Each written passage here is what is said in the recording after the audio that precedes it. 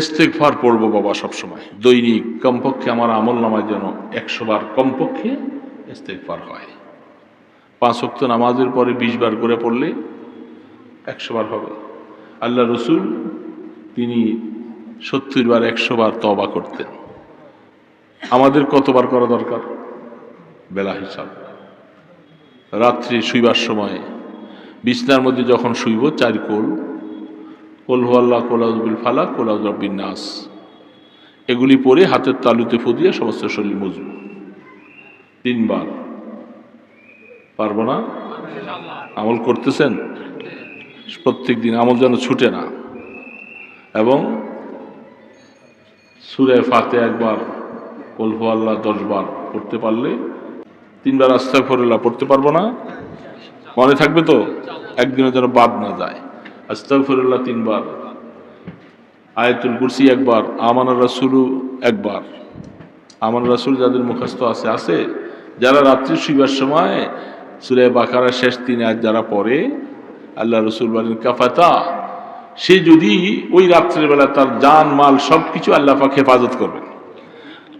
চোর ডাকাত থেকে হেফাজত হবে, জিন্নাতের সমস্যা থেকে হেফাজত হবে।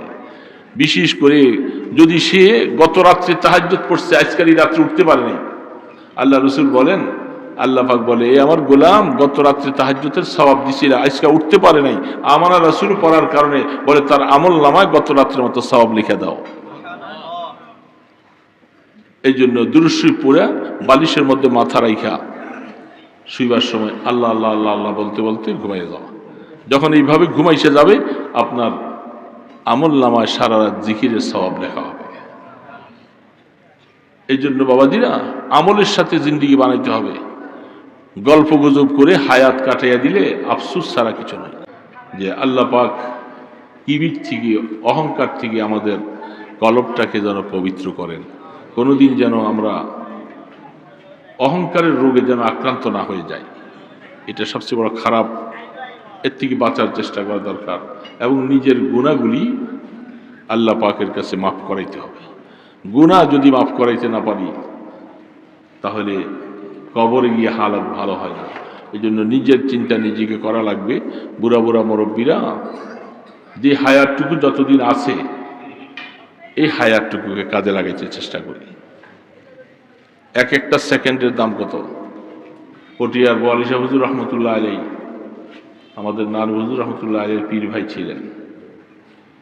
শেষ অবস্থায় মসজিদ দূরে, তো বাড়ির পাশে একটা মসজিদ বানাই দিয়েছেন। তাহলে শেষ জামানায় আইসা কাল কোরআন শরীফ পড়ে। কেউ গিয়ে সালাম দিতে গেলে শুধু সালাম লয়, ভালো আছেন, দোয়া করেন, আমি দোয়া চাই। পরে জিজ্ঞেস করা হলো যে হযরত আপনি এত ব্যস্ত? বলে যে আমার সময় খুব কম, এখন একটু হায়াত আছে, এক একটা সেকেন্ডের অনেক দাম, একটু তেলাওয়াত করি, যদি হায়াতটা এখন শেষ হয়ে যায় আর তো আর এই সুযোগ পাবো না।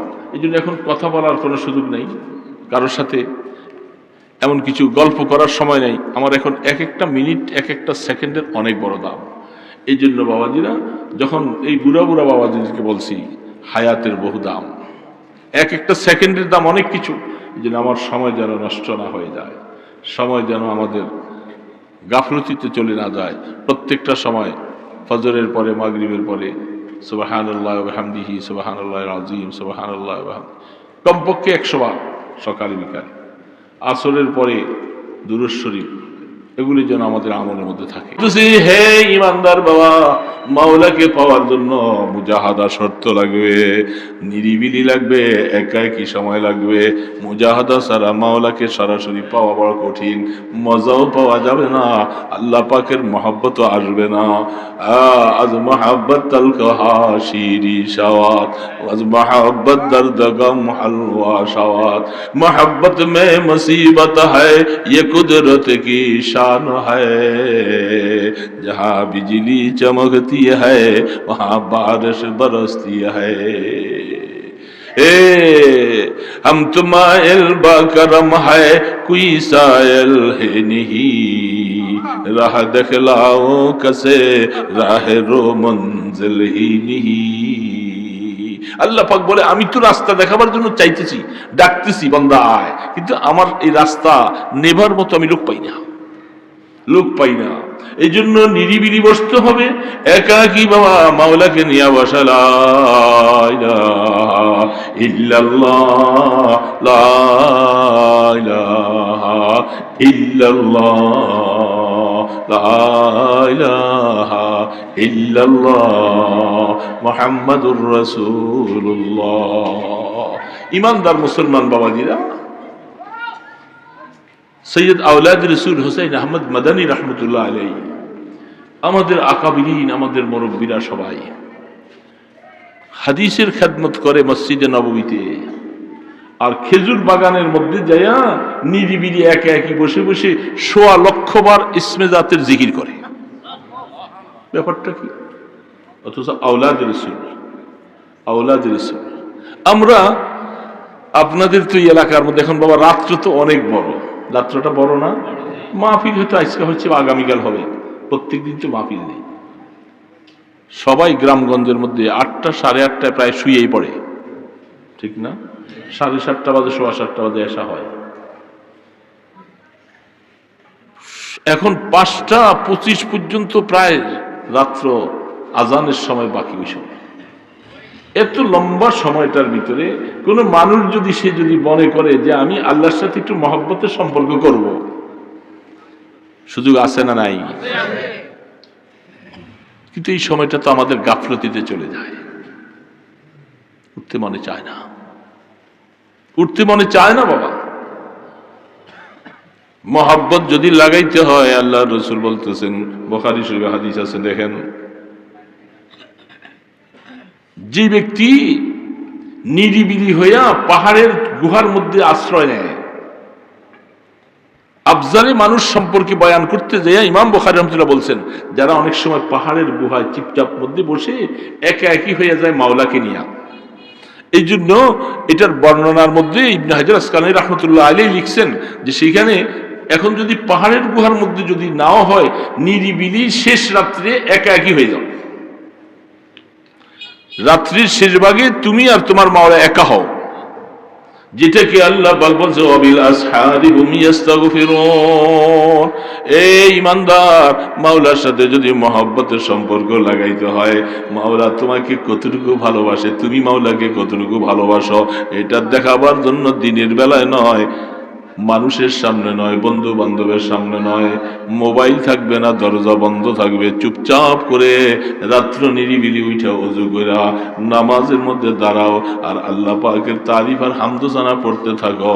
তখন দেখবা মহব্বত আল্লাহ তোমাকে করে না, তুমি মাওলাকে মহব্বত করো। ওয়াবিল আসহারি হুম ইস্তাগফিরুন।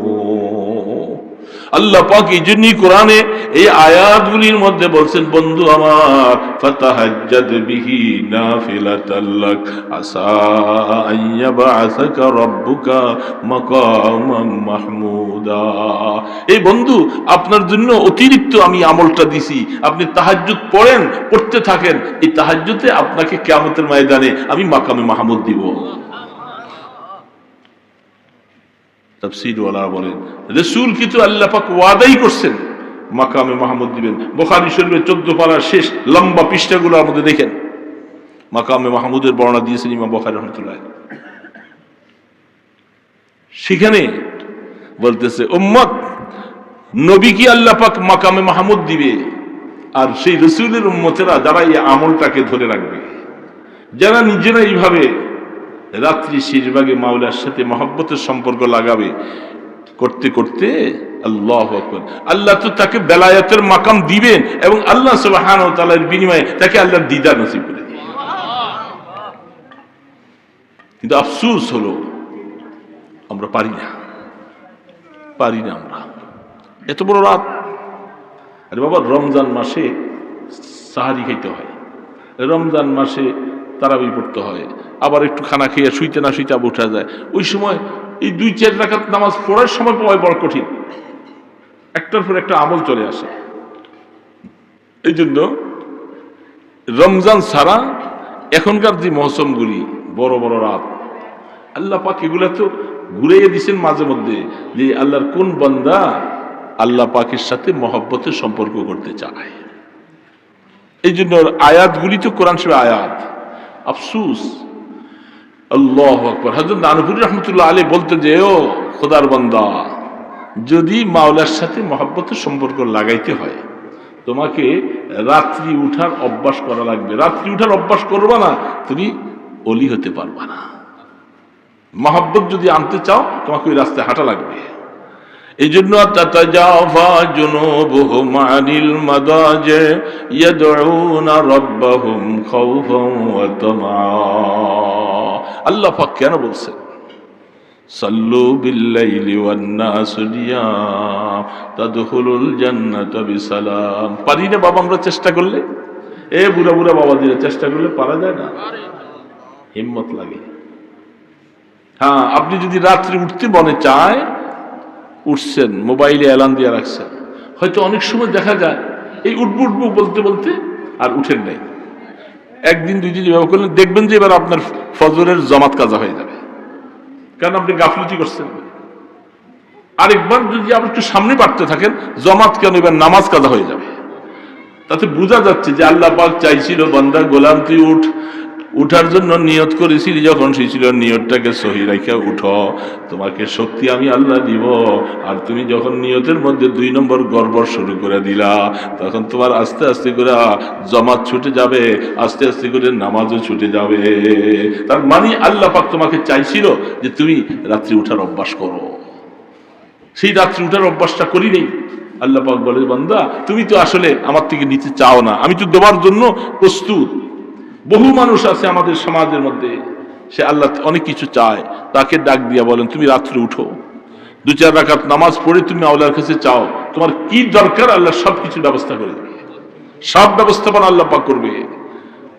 এই জন্য ইমানদার বাবা, ছোট্ট আয়াত পড়েছি, যেহেতু অল্প সময়ে অনেক দূরের সফর, আল্লাহ রাব্বুল আলামিন ছোট্ট একটা হাদিস পড়েছি আর একখানা আয়াত পড়ছিলাম ভূমিকার পরে। আল্লাহু আকবার। হাদিস শরীফের মধ্যে রাসূল করিম সাল্লাল্লাহু আলাইহি সাল্লাম তিনি আমাদেরকে শিখাইতেছেন তালিমান লিল উম্মাহ, এই উম্মতেরা নিজের হায়াতের মধ্যে একটা জিনিস অর্জন করো আল্লাহ থেকে চাইয়া নাও, সেটা হলো 2 ফোঁটা চোখের পানি। কি বাবা? 2 ফোঁটা চোখ। এই 2 ফোঁটা চোখের পানি, এটা সম্পর্কে আল্লাহ রসুল বলেন যে তিনি আল্লাহ রসুল আল্লাহর কাছে দোয়া করতেন, আল্লাহ তুমি আমাকে এমন 2টা চক্ষু দাও যে চক্ষুগুলি তোমার মহব্বতে তোমার ভয়ে যেন অনবরত পানি ছাড়ে। ওই দিন আসার আগে কিয়ামতের ময়দানে আগুনের লেলিহানের কারণে এইভাবে এগুলি আস্তে আস্তে আংরা হয়ে যাবে, এগুলি জ্বলতে থাকবে। ওই দিন আসার আগে চোখে দিয়ে তখন পানি থাকবে না, রক্ত পড়তে থাকবে। ওই দিন আসার আগে আল্লাহ দুনিয়াতে তুমি আমার চক্ষুগুলাকে কানবার মতো ঝর্ণা বানিয়ে দাও, আমি যেন এটা বেশি বেশি করে কানতে পারি। রাসূল হাদিস বলতেছেন, রাসূলের কাছে কি কান্না কম ছিল? এটা আপনাকে আমাকে শিখাই দিয়ে গেছে, উম্মত তোমরা এই গুণ অর্জন করো। যদি এই গুণ অর্জন করতে পারো, দুনিয়ার জীবনে তোমার পেরেশানিও থাকবে না। মাওলার থেকে যখন যা নিতে মনে চায়, এইটা জিনিসটা আল্লাহ পাক ছোট বাচ্চাকে যেমন চোখের পানি দিয়েছে, এটার মাধ্যমে সব খেদমত হয়ে যায়। কানতে থাকে কানতে থাকে, মা বাবা আত্মীয়রা এসে তাকে আদর করতে থাকে। গোলাম যখন তুমি আল্লাহ পাকের কাছে এইভাবে কান্দার মতো অভ্যাস হবে, তোমার সব সমস্যা আল্লাহ পাক এর মাধ্যমে ব্যবস্থা করে দিবে। এই জন্য আল্লাহ পাকের কাছে কান্দার বিকল্প নাই। নিরিবিলি আয়াত আসছেন, হাদিস আসছেন, ওয়ারাজুলুন যাকারাল্লাহা খালিয়ান ফাফাজাত আইনা। এ গোলাম তুমি নিরিবিলি বসে বসে আল্লাহ পাকের কাছে গুনাহ মাফ চাও, আল্লাহ পাকের কাছে গুনাহ মাফ চাও, এবং যে অবস্থায় তোমার চোখ দিয়া পানিগুলি পড়তে থাকে, তুমি যদি এই গুণ অর্জন করতে পারো, কিয়ামতের ময়দানে আল্লাহ পাক তোমাকে মাফ করে আল্লাহর আরশের নিচে ছায়া দান করবে। এই জন্য ইমানদার বাবাজিরা, দোয়া হবে আগামীকাল আপনাদের মাহফিল। তো এই হিসাবে দূর থেকে মুসাফির হিসাবে আসছি, 2টা কথা বলে গেলাম।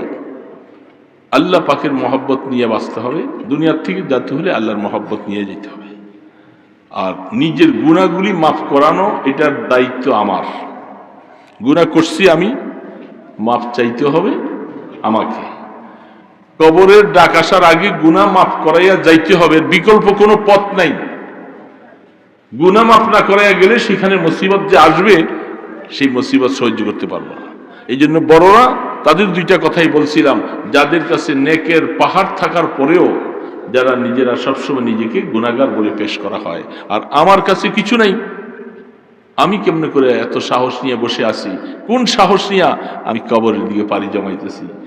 আমি কবরে একাকী থাকবো, সেখানে আমার গুনাহ মাফ করাইতে পারলাম না। এই জন্য আমার জন্য লাজেম ইস্তেগফার পড়ে আল্লাহ পাকের কাছে চোখের পানি ছেড়ে কান্নাকাটা করে কিভাবে মাওলা আমার উপরে সদয় হবে, আমাকে মায়া করবে, আমাকে মাফ করে দিবে, এটা জিম্মাদারি আমার, এটা অন্য কারণ নয়। এই জন্য আল্লাহ সুবহানাহু তাআলা মেহেরবানি করে যেন আমাদেরকে এই গুণটা অর্জন করেন, গুনাহগুলি যেন মাফ করাই আমরা যাইতে পারি।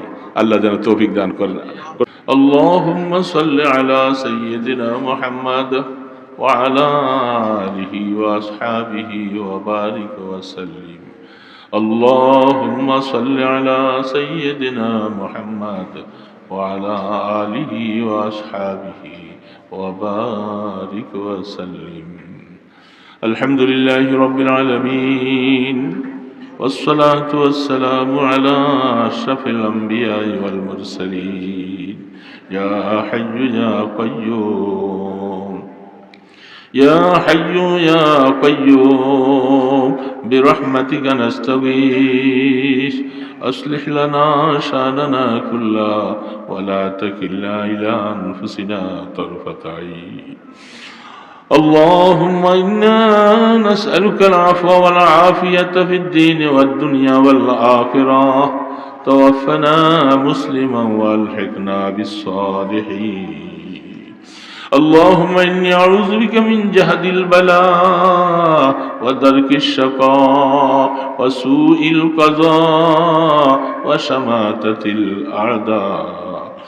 يا أرحم الراحمين، يا أكرم الأكرمين، يا ذا القوة المتين، يا راحم المساكين. الله দুদিন ব্যাপী মাহফিলের প্রথম দিনের শেষ সমাপ্তি। ইয়া আল্লাহ, উলামায়ে কেরাম, হাজী সাহেব, গাজী সাহেব, তালিবুল ইলম, আল্লাহ বুড়া বুড়া মুরব্বীদেরকে নিয়ে হাত তুলেছি। আল্লাহ, আল্লাহ দয়া করে মেহেরবানি করে আমাদের হাতগুলাকে কবুল করে নাও, আমাদের জিন্দেগীর গুনাহগুলি মাফ করে দাও। আল্লাহ, আল্লাহ বুঝে না বুঝে অনেক গুনাহ করে ফেলছি। আল্লাহ, আল্লাহ গুনাহ নিয়ে কবরের ডাক দিও না। আল্লাহ ইয়া মাওলা, গুনাহগুলি মাফ করাইয়া কবরের ডাক দিও। আল্লাহ, অন্ধকার কবরে নিবার মতো কোন সামান তৈরি করতে পারি নাই। আল্লাহ, আল্লাহ দয়া করে মেহেরবানি করা আমাদের প্রতি তুমি রহম করো। আল্লাহ, কবরে নিয়ে আমাদেরকে বেইজ্জতি করেন না। আল্লাহ, কবরকে রহমতের কবর বানাইয়া দিও। আল্লাহ, মধ্য বছর পর্যন্ত কবরকে প্রশস্ত করে দিও। আল্লাহ, কিয়ামতের ময়দানে আমলনামা ডান হাতে দিও। আল্লাহ, আল্লাহ বিনা হিসাবে আল্লাহ জান্নাতুল ফিরদাউসের ফয়সালা করে দিও। আল্লাহ, আমাদের আব্বা আম্মাকে মাফ করে দাও, দাদা দাদি নানা নানি যারা কবরে চলে গেছেন সবাইকে মাফ করে দাও। আল্লাহ, সবার কবরকে রহমতের কবর বানিয়ে দাও। আল্লাহ, যাদের মা বাবা বেঁচে আছে এদের গুনাহ খাতা মাফ করে দাও, সন্তানকে মা বাবার খাদেম বানিয়ে দাও। আমাদের ছেলে মেয়ে বিবি বাচ্চা সবাইকে দিনদার নামাজি নেককার বানাইয়া দিও। আল্লাহ, ইয়া আল্লাহ মেহেরবানি করে পুরা হায়াতকে তুমি তোমার হুকুম মতো চালাবার তৌফিক দাও। আল্লাহ, টঙ্গী ইজতেমা আসতেছে, আল্লাহ ভরপুর কামিয়াবি দান করে দাও। আল্লাহ, আর রকমের ফিতনা ফাসাদ থেকে হেফাজত করো। আল্লাহ, আল্লাহ আল্লাহ সারা বিশ্ব থেকে মুসলমানেরা যারা আসতেছে সকলকে সহি সালামতে আল্লাহ আপনার সন্তুষ্টি অর্জন করার জন্য ইজতেমায় শিরকত করার তৌফিক দান করে দাও। আল্লাহ এই মাদ্রাসা কবুল করে নাও, ছাত্র উস্তাদ সবাইকে কবুল করো, আত্রাফের মুসলমানদের সাথে মাদ্রাসার মহাব্বত লাগিয়ে দাও। ইয়া আল্লাহ মেহেরবানি করে দরখাস্তগুলি কবুল করে লাও। মদিনা ওয়ালার দরবারে কোটি কোটি দুরুদ ও সালামের হাদিয়া পৌঁছে দাও। আল্লাহ আপনার ইসমে আজমের উসিলায়, আপনার হাবিবের কদম মোবারকের উসিলায় দরখাস্তগুলোকে কবুল করে লাও। সাল্লাল্লাহু তাআলা আলা খায়রি খালকিহি মুহাম্মাদিন ওয়া আলা আলিহি ওয়া আসহাবিহি আজমাইন বিরহমাতিকা ইয়া আরহামার রাহিমিন।